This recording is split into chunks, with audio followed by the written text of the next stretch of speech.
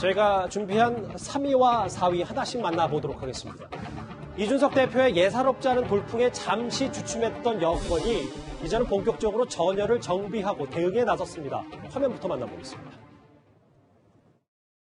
이준석 대표는 추가적인 논의가 필요하다라는 원론적인 대답을 했습니다. 여의도의 어법으로는 이 말은 반대한다라는 말의 다른 표현입니다. 청년다움을 벌써 잃어버린 것은 아닌지 의문입니다. 찬반을 지금 굳이 언급하기보다는 좀 더 숙성될 필요가 있다. 신중론을 기하고 있는 것이고요. 입법 내용을 찬성하면은 선이요, 반대하면 악이다. 이런 식으로 야당에게 대하는 방식은 앞으로 용납하지 않을 것입니다. 수술실 CCTV 설치에 대해서 이제 법안 처리 얘기가 좀 나오니까 이도원 의원님. 네. 여권의 유력 대선 주자인 이재명 지사도 이준석 견제에 참전을 한 겁니까? 저희가 어떻게 받아들이면 될까요? 이재명 지사가 한동안 어느 정도 예우를 해주던 윤석열 전 검찰총장을 이제 본격적으로 공격하기 시작하더니 이준석 대표도 이제 공격을 하는데 아무래도 이준석 돌풍이 심상치 않다고 보고 빨리 위험 요인을 사전에 좀 차단 내지는 견제해야 되겠다. 아마 이런 생각이 있는 것 같습니다.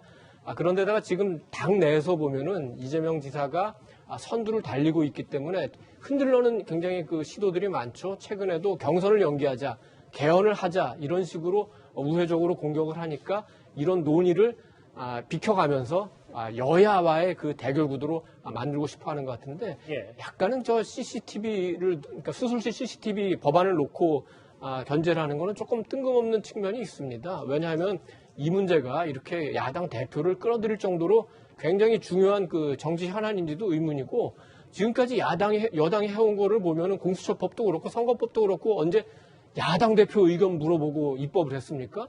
수술실에 CCTV 필요하다고 생각하면은 충분히 민주당 혼자 단독으로라도 입법할 수 있는데 이거를 굳이 왜 야당 대표를 물고 드는지 국민들 보기에는 쉽게 납득할 만한 정치적 공격은 아닌 것 같습니다. 이 지사가 여기에 엘리트 기득권을 대변하는 모습 달라진 게 없다라고 공격하자 바로 맞받아쳤어요. 언제까지 선악을 조장해서 여론조사 정치를 할 것이냐. 180석 휘둘러 부동산 사고 친 건 여당이다. 바로 맞받아쳤습니다. 이준석 대표가. 저는 참 논리적으로 제가 지금 같은 입장이라서 얘기하기가 좀 그런데요. 객관적으로 보더라도 논리적으로 진짜 잘 얘기한 것 같아요. 왜냐하면 기득권이라는 단어를 딱 보면 지금 현재 정권을 가지고 있는 분들이 지금 야당한테 기득권 얘기하니까 맞지 않는 거잖아요. 그러니까 바로 180석 갖고 있는 기득권을 가지고 있는 민주당이 지금 부동산 가지고 사고 쳤는데 지금 무슨 얘기냐 이런 얘기 한 거고요. 그 다음에 이런 얘기를 했습니다.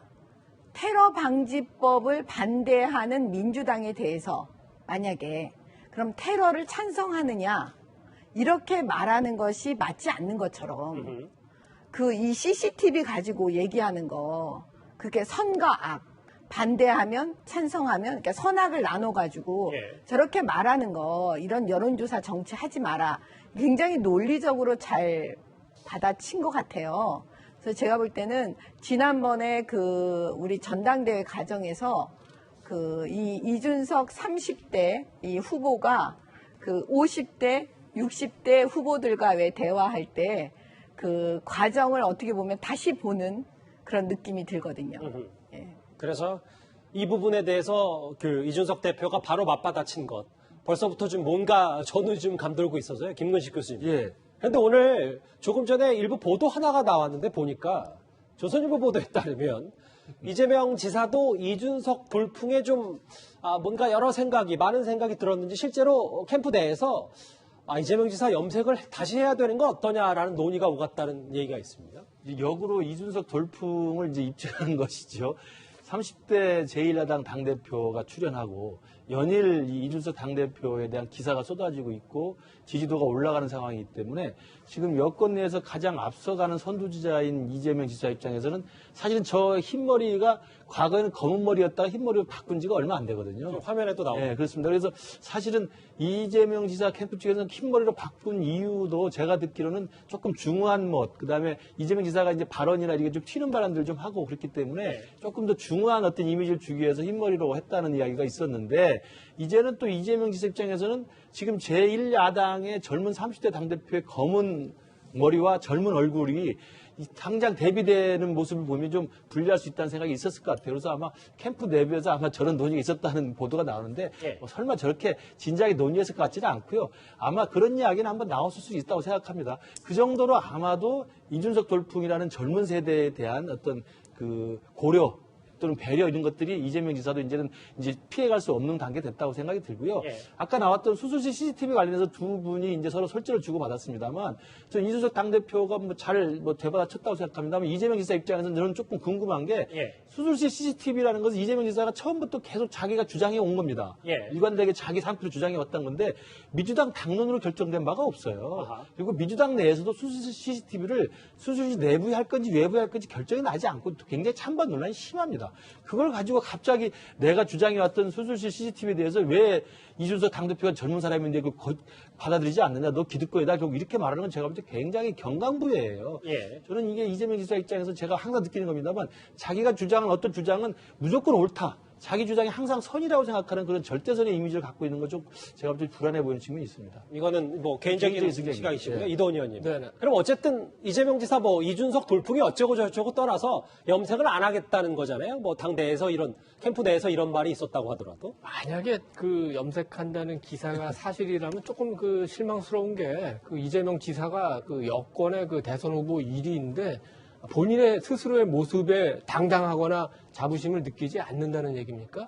만약에 젊음을 갖고 승부한다고 하면 이재명 지사는 이준석 대표를 이길 수가 없어요. 이준석 대표는 대선 후보 자체도 아니지만 머리를 염색한다고 아무리 그 몸의 근육을 키운다고 해서 지금 57세 정도, 8세 정도 됐죠. 이재명 지사가 36하고 어떻게 젊음을 갖고 대결하겠습니까? 이재명 지사가 그 대결하는 건 정책이죠. 지금까지는 뭘로 승부해 왔습니까? 기본소득, 기본대출, 기본자산, 기본 시리즈. 그리고 약간 그게 비판을 받으니까 요즘은 성장과 공정까지 끌어들였는데 본인이 뭘 갖고 승부하고 본인의 본질, 본인의 경쟁력이 뭔지 거기에 집중을 해야 되겠죠. 뭐 캠프 내에서 그냥 한번 흘러간 얘기일 수 있으니까 이도원 의원님 너무 정색하지 마시고요. 아닙니다. 그래서 저는 아까 그 전제를 다른 게 사실이 아닐 거라고 그 보고 얘기한 거죠. 알겠습니다. 이승훈 변호사님, 지금 사실 이재명 지사 말고도 이준석 대표를 겨냥한 여권의 목소리들이 좀 있어서 최근에 다시 SNS를 제기한 고민정 의원이 마이클 샌델의 책을 인용하면서 능력주의적 오만은 승자들이 자기 성공을 지나치게 뻐기는 한편 타고난 행운은 잊어버린다. 뭐 이 대표 겨냥한 거 아니냐는 말들이 많습니다. 그렇습니다. 뭐 공정이라고 하는 것이 기회만 균등하다고 해서 이제 공정이 아니다. 이건 공정의 착각일 수 있다. 이런 표현이고요. 예를 들어서 토론 배틀 같은 경우도 많은 사람들 모여다가 토론 배틀을 하고 그리고 거기서 제일 잘한 사람만 대변인으로 쓰고 또 자격시험이라고 하는 것을 만들어서 그 자격시험을 통과해야 된다는 건데 그 자격시험을 이제 예로 드는 게 엑셀을 할 수 있느냐 뭐 한글 독해력이 있느냐의 문제인데 이런 능력을 가진 사람만이 자격시험을 갖는다라고 하는 측면에서 보면 어떤 이게 공정이라고 하는 착각을 갖게 하는 거 아니냐 이런 취지로 이제 얘기를 한 것 같고요. 덧붙이면 뭐 이재명 지사의 이 염색론은 그냥 한 보좌진의 의견일 뿐일 것 같고요. 이 수술실 관련해서도 예를 들어서 따릉이라든가 이런 것들 타고 다니면서 새로운 모습을 보여주는 거잖아요. 이런 것들은 뭐 참신한 모습이라고 볼 수 있겠습니다만 민생입법과 관련해서도 한번 본인에게 적극적인 의사를 표현해라 이런 것 같아요. 이준석 대표가 굉장히 빠르게 어떤 사안에 대해서도 바로바로 반박하지만 이 수술실이라든가 또는 감염병과 관련한 손실보상제 등 이런 민생입법에 대해서도 똑같이 좀 빠르게 민생을 챙겨달라 이런 차원의 견제적인 메시지 아닌가 싶습니다.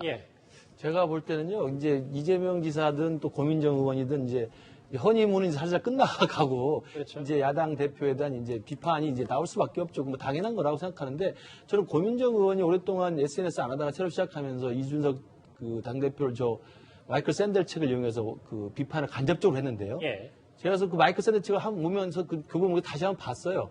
봤는데 저것도 제가 볼 때 약간 왜곡시킨 비판입니다. 만약에 이준석 당대표를 겨냥했다고 한다면 저 책 마이크 샌들 교수가 쓴 공정하다는 착각의 대부분의 내용은요. 미국의 대학 입시 비리에 관한 내용이에요. 예. 미국의 대학 입시가 공정하다고 생각하지만 절대 공정하지 않다. 오히려 자기 능력보다는 여러 가지 인맥이나 우연과 행운의 요소로 들어가는 측면이 많다는 사례를 무지하게 많이 들어놓은 겁니다. 그러니까 공정하다는 착각을 마치 능력주의에 대한 저게 티러니하고 메리트로 되어 있으니까 능력이라는 주의를 이렇게 욕하는 걸로 제목이 돼 있다고 생각해서 아마 고민정 의원이 책을 읽어봤는지 안 읽어봤는지 모르겠지만 예. 그렇게 쓰고 있는데 제가 딱 느끼기에는 미국의 대학의 입시 비리나 입시 사례를 여러 가지 보니까 제대로 능력이 제대로 평가되는 과정은 공정한 건데 능력조차 평가가 되지 않는 여러 가지 다양한 네트워킹 또 다양한 어떤 보이지 않는 손이 작동해서 대학의 입시가 진행되는 것을 비판하고 있는 거예요. 저는 그러면서 오히려 조국의 입시 비리가 더 떠올랐습니다. 저 책을 보면서. 저는 그렇기 때문에 고민정 의원이 좀 타겟을 잘못 잡아서 애국에서 비튼 게 아닌가 생각이 듭니다. 예.